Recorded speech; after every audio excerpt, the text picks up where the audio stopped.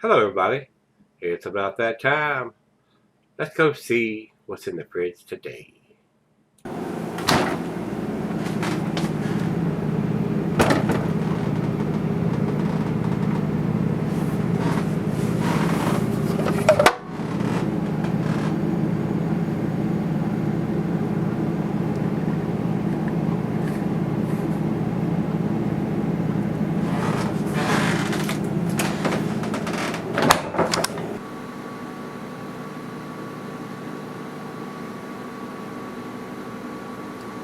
Hey everybody, welcome to Gregsbeerreviews today. Thanks a bunch for swinging by. I do appreciate it, guys. Today's beer comes from a brewery right down the street here. Guys, this was I think the first craft brewery to show up in this part of the woods back in 2012, Parkway Brewing. And they've gone through some changes since they first opened their doors. They have expanded, they have survived. Like I said, they've gone through some changes. Several different brewers there. Even the owner, I think, has things have changed. We'll just put it that way. Not the same original crew, put it that way. So we've got a beer that's called 4 Damn Flights to a Pint. And this is a fairly big beer, guys. This particular one says here, our widely anticipated award-winning double IPA, 4 Damn Flights to a Pint, enters the ring with a combo of hops including Galaxy, Azteca, and Centennial, hitting you with a roundhouse of citrus and tropical fruits. 4 Damn Flights will finish you off with an uppercut of spice, earth, and mineral at 9% ABV and 165 IBUs. What? Not 65.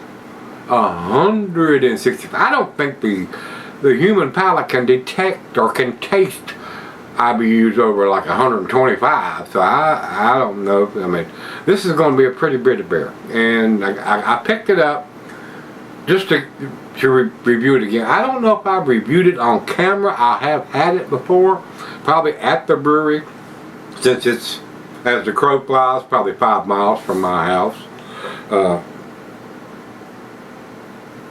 and wasn't particularly thrilled with it. So I decided to pick it up again because I don't know if they had actually canned it. It may have been in a bottle. It may have even been in a bomber. I don't remember now. That was a long time ago.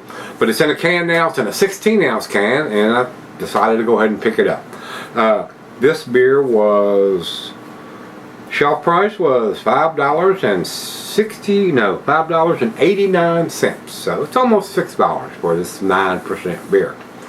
Super bitter. This is going to be more of a West Coast style than a New England style. With 165 IBUs. I don't know if this cat's going to like that much bitterness. There was a time when I did.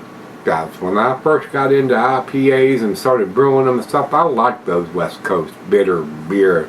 Super clear and 120 IBUs woke your mouth up. I mean, it was, but I've kind of mellowed it the opposite way a little bit. And that's the way it is, guys. I mean, your palate changes and health conditions what forced me to change. But anyway, let's I don't see any dating on it, and I don't know if they have the capability of dating them or not. So I mean, it is what it is there on that.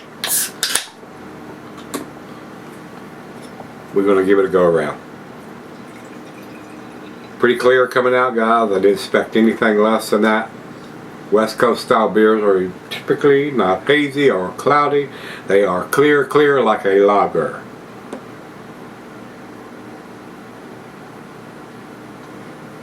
Alright, there we go. It's in the glass, 1.5 fingers. Nice amber color, nice bubble streaming up. That's an awesome looking beer, guys. I brewed many a beer that looked just like that. That was basically my specialty. That's what my beers look like. And they were unfiltered. They were went into the first ferment bucket, and then into the carboy, and then transferred to a second carboy, and then into the bottles or kegs. And that's what it looked like. I mean, it was that clear. I mean, all that stuff settled out after 2 weeks. A week in one, then a week in another, and it all settled out on out. So, to the nose we go.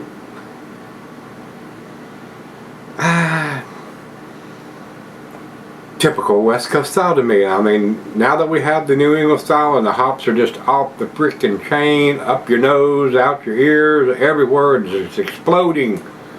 This is subdued, guys. I mean, Centennial's not a super bright hop. It's more floral, herbal to me, as opposed to some other Northwestern hops. The Azacca, I'm not that familiar with. I don't know if I've ever brewed with Azacca hops. And the Galaxy, I mean, that's a Southern Hemisphere hop. So, didn't brew a lot. I may have brewed something, but not a lot. If I did, I don't recall if I have or not. It's been too long ago now, guys. Yeah, let's dive in. Cheers.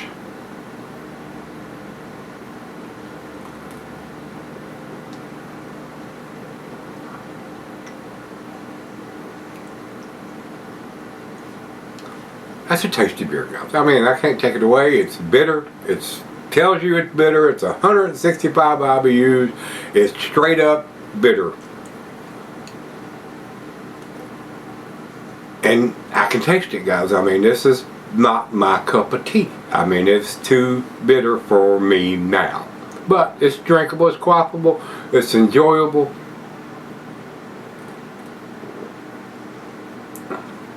I mean, I wouldn't mind. I mean, to me, if I was brewing this style again, I don't mind the IBUs, but we need to soften it up a little bit. Make it a little sweeter instead of so bitter. A little lactose or something in there. Maybe a little oats or something to soften it up, so it's just not straight up bite you bitter. Again, guys, I mean, if I have reviewed it, I didn't go back and look, I didn't check. This is probably not going to make it quite to the A category, guys. I'm going to go sip on it, and that might change my mind. But to me right now, it's not quite got there. One, because they've been in business since 2012, and they already have a damn dating machine. And if they don't, this one got by. Shouldn't happen. So, it's got a little brown, black or dark spot there. That I don't think it was an ink. I don't know. I don't have any idea, guys. And it's even got one of those plastic type labels. It's not a paper label. So, and I do know the head brewer out there now, Mike, does an awesome job. I probably haven't talked to him since he was with another brewery, brewery that was local up in Radford. So he brewed some good beers, but I think the people that's in control of that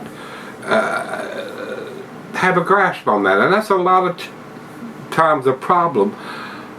The people that own the breweries have control over what's being brewed, and the people that are brewing the beers have no control over what's being done. So a lot of conflict a lot of times happens there, and the brewers end up going somewhere else or opening their own place, and that's how this evolves, guys. I mean, you work for somebody for a long time, I can do it better, and you do your thing. That's what I did. I worked for a guy doing cabinets, and then I decided to do my own thing. I opened my own cabinet shop and did it for 13 years. So, I mean, that's how it works. You evolve, and I can do it better, and you do it. So, let's go drink this one. I'll be right back. Alright, guys, I'm back. Got a little left here. Nice icing effect on the glass. I mean, it's a very nice, super bitter West Coast style, guys. I mean, it is. Not my cup of tea these days, but there are a lot of people that like these bitter West Coast style beers. I mean, they wouldn't keep making it if they didn't sell it, guys. So I just wanted to grab one. The biggest problem I have, basically, like I said, the brewery as the crow flies, I said 2 miles. It's probably, I think I said 2 or 5. It may be 7 as the crow flies, but driving, it's going to take you about 20 minutes, 25 minutes to get there. With all the traffic lights and traffic that you're going to have to deal with. But again, and my wife works at the Kroger store that's, as the crow flies, probably 2 miles.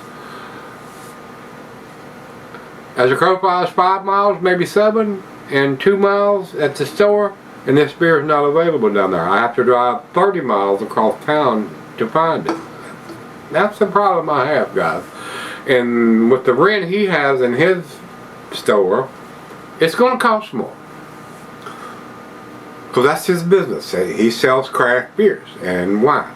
So, where Kroger should carry this beer, Kroger should carry every beer that Parkway packages, whether it's in a can or a bottle. I mean, it's 5 miles away. I mean, the distribution is so screwed up in this state. It's unfreaking real. And thanks to people like Martin and other places that are gathering beers and bringing beers in, that Kroger's or their distributors, it's not Kroger's fault, it's the distributors. I mean, they don't want to carry those beers. They don't want to put those beers on the shelf because they want to put their crappy horse piss on the shelf. Yes, the Budweiser, the Miller, the Coors, all that shit that I wouldn't, not gonna say it. But I digress. We ran it on, didn't we? Yes. Back to this beer. It's a tasty beer, guys. Not blowing my hair back, my socks off. Final check.